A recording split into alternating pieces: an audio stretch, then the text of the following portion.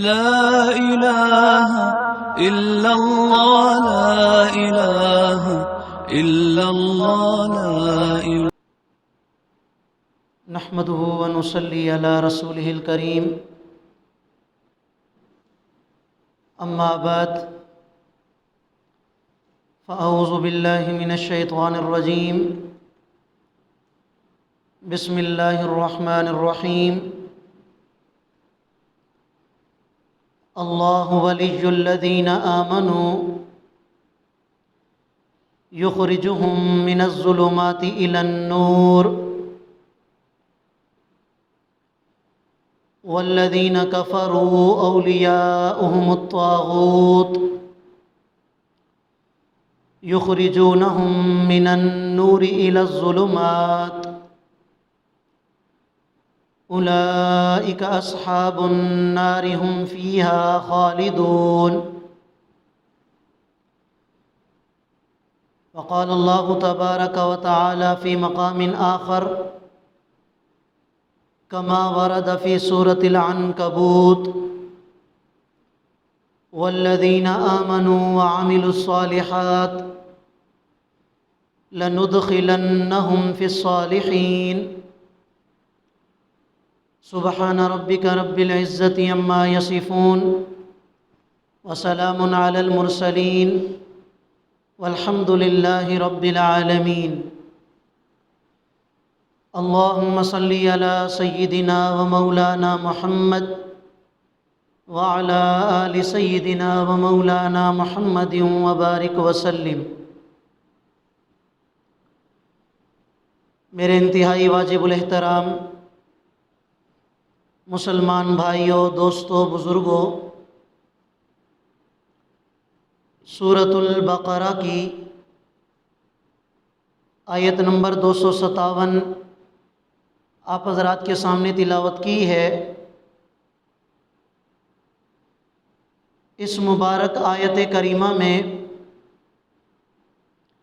اور سورۃ العنکبوت کی آیت کریمہ میں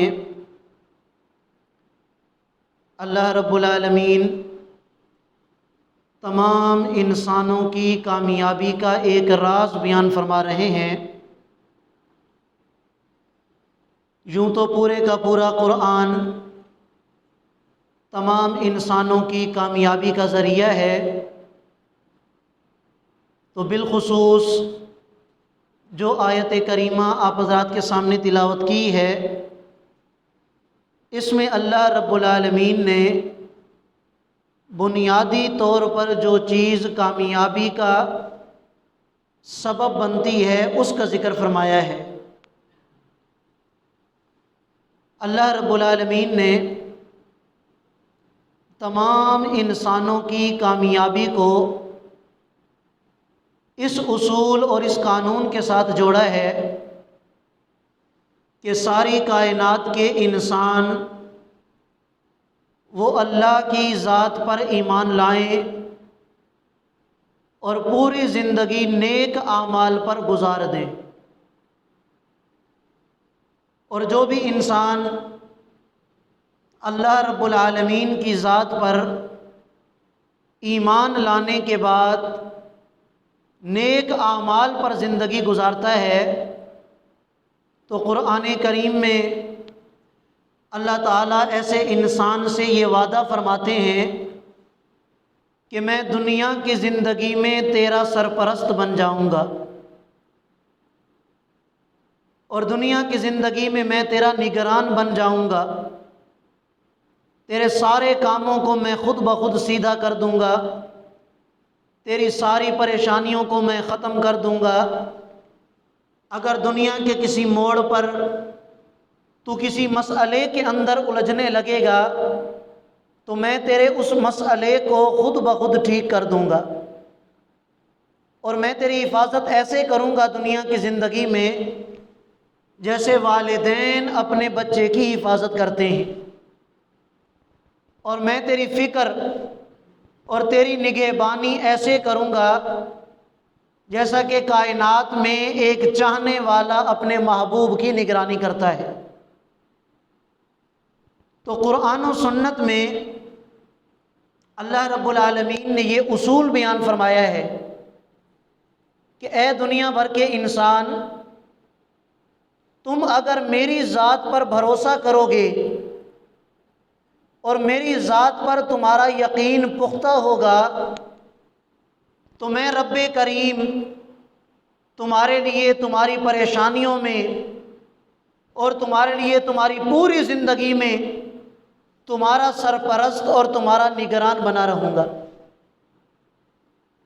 انسان کی ناکامی اس وقت سے شروع ہوتی ہے کہ جب سے انسان اللہ کی ذات پر بھروسے کو چھوڑ دیتا ہے، اللہ کی ذات پر اس کا کامل یقین نہیں ہوتا۔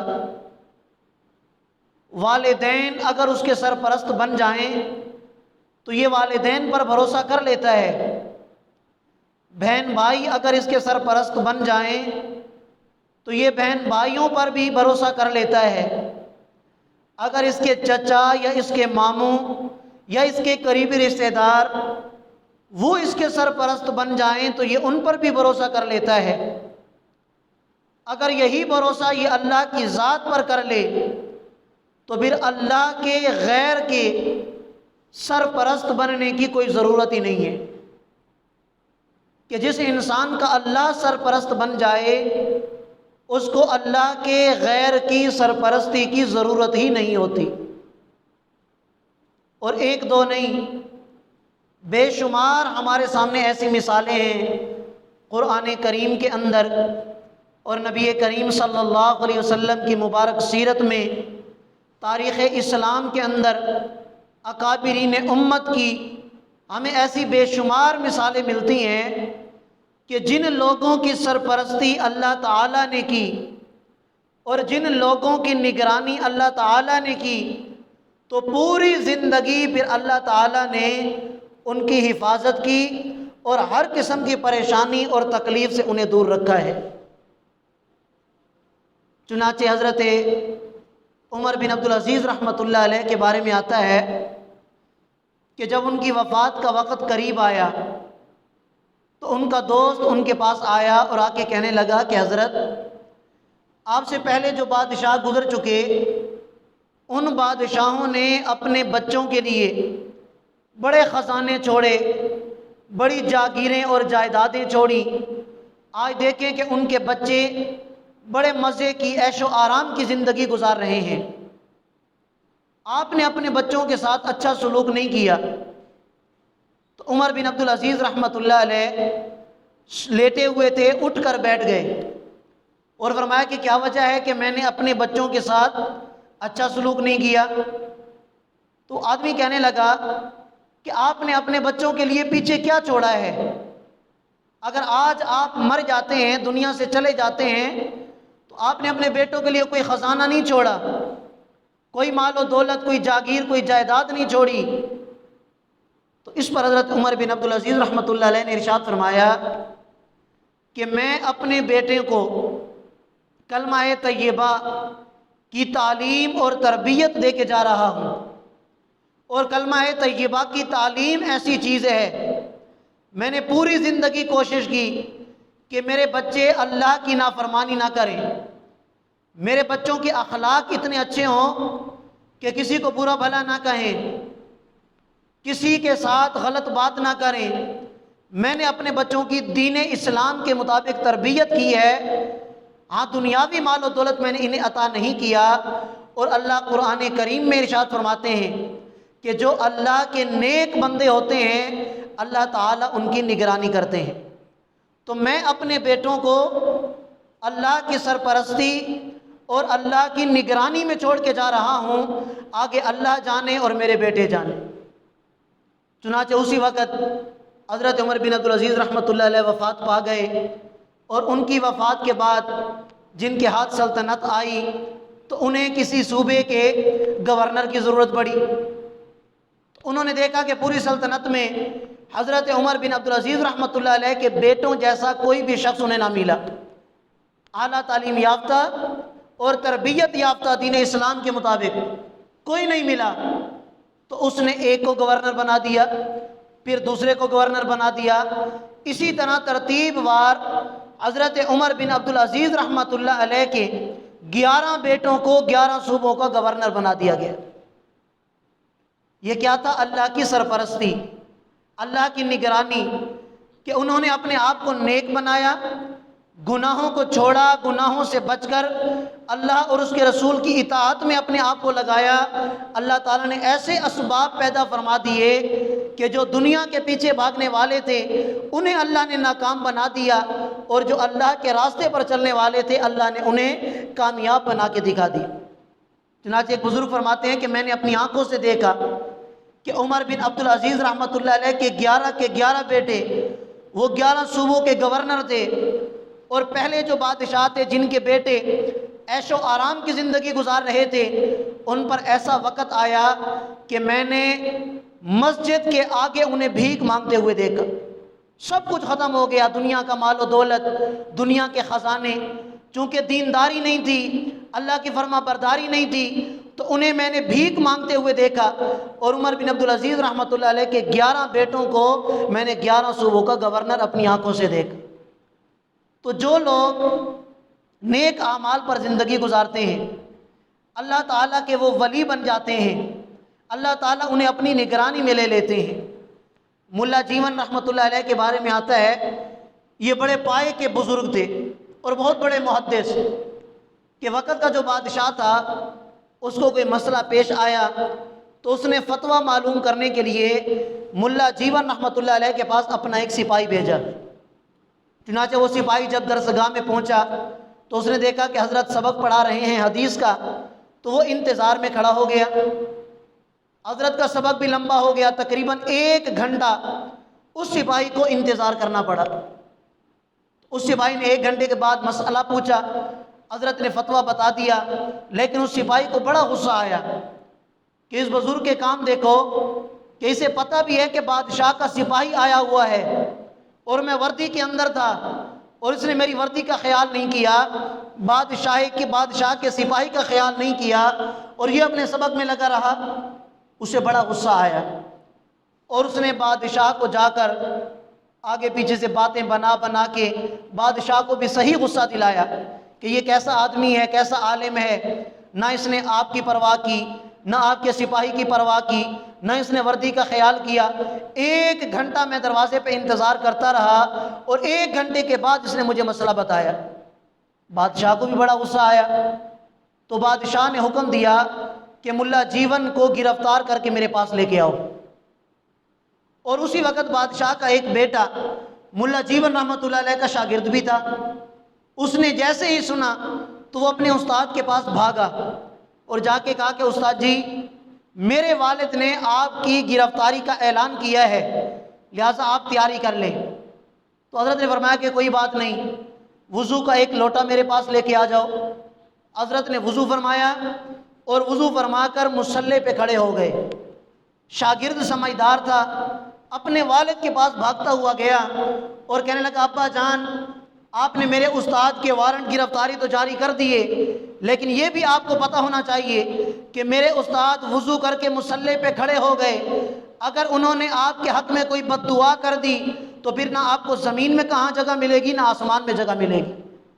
اسی وقت بادشاہ کہ اس کے سر پر تاج نہیں تھا، اس وقت ننگے سر اور ننگے پاؤں بھاگتا ہوا ملا جیون کے پاس گیا اور ان کے سامنے جا کے گر گیا اور کہا کہ حضرت مجھے معاف کر دیں، میرے لیے خدا را کوئی بد دعا نہ کر دیں، میں آپ کو معاف کرتا ہوں، آپ مجھے معاف کر دیں۔ یہ کیا تھا کہ اللہ تعالیٰ کی نگرانی، اللہ کی سرپرستی،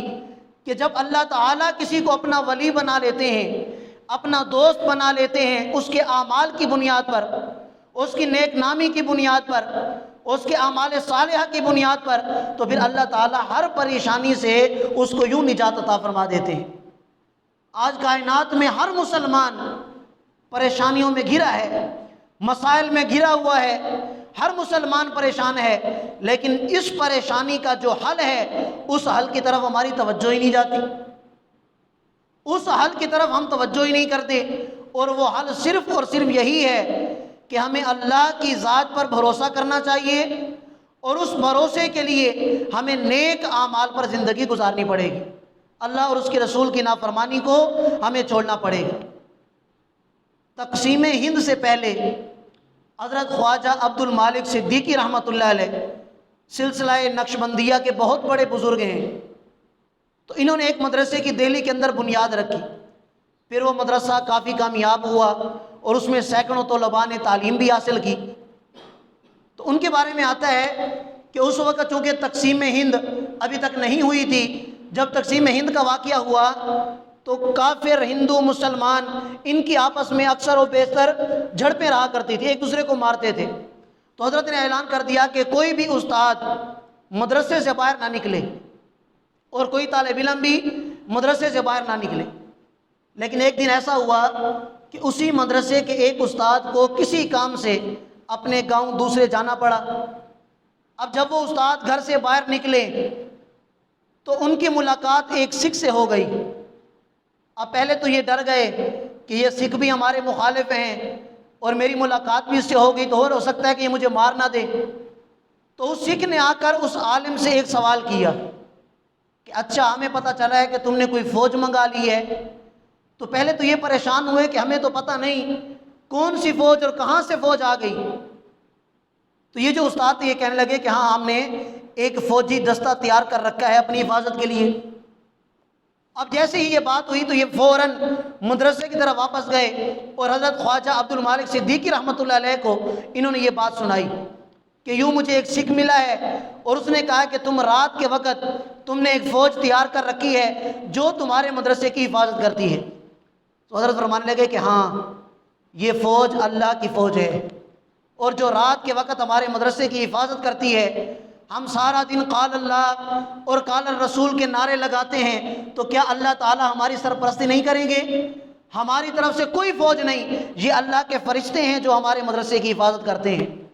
اور ایک دو دفعہ انہوں نے کارروائی کی تو انہوں نے کیا دیکھا کہ بندوق اٹھا کر کوئی شخص ہے جو کھڑا ہے ان کی نگرانی کے لیے، اور وہ کون تھا؟ وہ اللہ کی سرپرستی تھی، اللہ کی نگرانی تھی۔ اس لیے کہ وہ لوگ ایسے تھے کہ جنہوں نے اپنی زندگی اللہ کے نام کر رکھی تھی، اللہ کے دین کی خاطر، اللہ کے دین کی سربلندی کے لیے وہ گھر بار چھوڑ کر اللہ کے دین کو پھیلانے کے لیے بیٹھے تھے۔ تو اللہ تعالیٰ نے پھر ان کی نگرانی ایسے کی، ان کی سرپرستی ایسے کی۔ آج اگر ہم مسلمان اللہ کی ذات پر بھروسہ کرتے ہوئے، جیسے میں نے شروع میں یہ بات عرض کی کہ والدین پر ہمیں بھروسہ ہوتا ہے، بھائی پر ہمیں بھروسہ ہوتا ہے، دوسرے رشتہ داروں پر ہم بھروسہ کر لیتے ہیں، اگر ہماری قوم قبیلہ مضبوط ہو ہمیں اس پر بھروسہ ہوتا ہے، مخلوق پر ہم بھروسہ کر لیتے ہیں، لیکن خالق کے کائنات پر ہمارا بھروسہ نہیں ہوتا۔ حالانکہ وہ تو ایسی ذات ہے اور وہ تو ایسا رب ہے، پروردگار ہے، کہ اس پر بھروسہ کرنے والے آج تک ناکام نہیں ہوئے۔ اور والدین، رشتہ دار، قبیلے والے، قوم والے، ان پر بھروسہ کرنے والوں کو اپنی آنکھوں سے دیکھا ہے کہ وہ ایسے ناکام ہوئے کہ پھر دنیا میں کبھی کامیاب ہو نہیں سکے۔ اسباب پر بھروسہ ہوگا اور اسباب کے پیدا کرنے والے پر بھروسہ نہیں ہوگا تو یقین جانیے ناکامی ہمارا مقدر ہوگی۔ آپ اس کی مثال یوں سمجھ لیں، اگر کسی شخص کا باپ ارب پتی ہو اور اس شخص کا بیٹا 1000 کی نوکری کے پیچھے در در پہ جائے، دوسروں کی منتیں کرے کہ مجھے نوکری دے دو، تو ظاہر سی بات ہے اس کے باپ کو غصہ آئے گا یا نہیں کہ میں ارب پتی ہوں، میرے پاس اتنا مال و دولت ہے اور یہ میرا بیٹا ہو کر دوسروں کے در پہ جاتا ہے، ان کی منتیں اور ان کی سماجتیں کرتا ہے، مجھ سے کیوں نہیں مانگتا؟ یہی مثال اللہ تعالیٰ کی ہے کہ جو رب کائنات اتنی طاقت رکھنے والی ذات ہے، اتنا بڑا رازق، اتنا بڑا مالک، اور آج اگر مسلمان اللہ کے در کو چھوڑ کر غیروں کے در پہ جائے، اپنے مسائل لے کر، اپنی حاجات لے کر، اپنی مشکلیں لے کر اللہ کے در کو چھوڑ دے تو اللہ کو غصہ آئے گا یا نہیں آئے گا؟ اللہ تعالیٰ بھی اسی طرح سوچیں گے کہ میرا بندہ، یہ میرا پیارا بندہ، میری پیاری بندی، میں نے اپنے ہاتھ سے ان کو بنایا، لیکن جب اس پر کوئی مشکل آتی ہے تو اس کو یہ دربار نظر آتا ہے، میں رب کی مسجد نظر کیوں نہیں آتی؟ یہ میری بارگاہ میں آ کر یہ مجھ سے دعا کیوں نہیں مانگتا؟ اور وہ تو ایسا دربار ہے اللہ کا کہ اس سے اگر بار بار مانگو تو وہ خوش ہوتا ہے، اور اگر آپ دنیا والوں کے پاس بار بار چلے جائیں تو وہ ناراض ہو جاتے ہیں۔ اس نے تو ہمارا سر ہی کھا لیا، جب دیکھو اس کی کوئی نہ کوئی ضرورت نکلی ہوئی ہے، جب دیکھو اس کو پیسوں کی ضرورت ہے، جب دیکھو اسی پر پریشانی ہے، اسی پر بیماری ہے۔ اور وہ رب کائنات تو کہتا ہے کہ میرے پاس جس وقت آؤ گے، جتنی دفعہ آؤ گے، میں رب اتنا ہی تم سے خوش ہو جاؤں گا۔ اگر ایک بادشاہ نے اپنی بیوی کے لیے محل تیار کروایا اور اپنی بیوی کی خدمت کے لیے ہزاروں نوکر چاکر بھی اس نے مقرر کر رکھے ہیں، تو آپ بتائیں کہ اس بادشاہ کی بیوی کسی بھنگی کی طرف متوجہ ہوگی؟ یہ بھنگی سے کہتے ہیں جو یہ لیٹرینے وغیرہ صاف کرتا ہے، پاخانے صاف کرتا ہے۔ اب اگر بادشاہ کی بیوی ہو اور اس کو پتہ بھی ہو کہ میرا جو خامند ہے وہ پوری سلطنت کا مالک ہے، خزانوں کے انبار لگے ہوئے ہیں، ہزاروں نوکر چاکر میرے آگے پیچھے ہیں، تو اس کی توجہ ایک بھنگی کی طرف جائے گی؟ سوال ہی پیدا نہیں ہوتا، ہرگز توجہ نہیں جائے گی۔ یہی مثال اللہ تعالیٰ کی ہے کہ اللہ تعالیٰ کے پاس ہر قسم کے خزانے موجود ہیں، صحت اور بیماری کا بھی وہی مالک، آسانی اور تنگی کا بھی وہی مالک، رزق کا بھی وہی مالک، موت اور زندگی کا بھی وہی مالک، کائنات کی ہر چیز کا وہ مالک ہے۔ اب اگر اس مالک کے ہوتے ہوئے اگر کوئی مسلمان بندہ یا بندی، عورت یا مرد،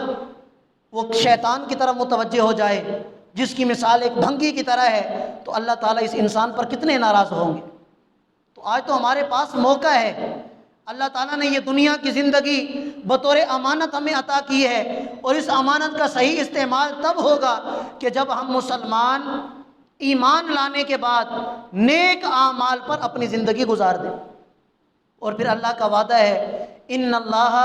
لا یخلف المیعاد، اور اللہ اپنے وعدے کے خلاف ہرگز نہیں کرتے۔ اللہ جو وعدہ کرتے ہیں اس کو پھر پورا بھی کر کے دکھاتے ہیں۔ اور اللہ کا وعدہ کیا ہے؟ والذین آمنوا وعملوا الصالحات لندخلنہم فی الصالحین، کہ جو ایمان لائیں گے اور نیک اعمال پر اپنی زندگی گزاریں گے، اللہ فرماتے ہیں میں ان کا شمار نیک لوگوں میں کروں گا۔ اور نیک لوگوں میں شامل ہونے کا طریقہ کار کیا ہے؟ نیک لوگوں میں شامل ہونے کا طریقہ کار یہ ہے کہ آج ہم مسلمان اللہ کی بارگاہ میں سچی توبہ کریں، گزشتہ زندگی میں ہم سے جتنے بھی گناہ ہو گئے ان گناہوں پر اللہ تعالیٰ سے توبہ کی جائے، اور آئندہ کے لیے گناہ نہ کرنے کا اللہ سے عزم کیا جائے کہ یا اللہ آئندہ گناہ نہیں کریں گے۔ آج ہم شرمندہ ہیں، جتنے ہم سے گناہ ہو گئے ہم توبہ کرتے ہیں، اور اگر خدا نخواستہ انسان کمزور ہے، کوئی گناہ ہو بھی جاتا ہے، غلطی ہو بھی جاتی ہے، تو پھر فوراً اللہ کی بارگاہ میں کیا کرنی چاہیے؟ معافی مانگنی چاہیے کہ یا اللہ پھر گناہ ہو گیا، میں پھر معافی مانگتا ہوں، آئندہ گناہ نہیں کروں گا۔ اگر خدا نخواستہ گناہ ہو گیا تو پھر اللہ کی بارگاہ میں کیا کرنی ہے؟ توبہ کرنی ہے۔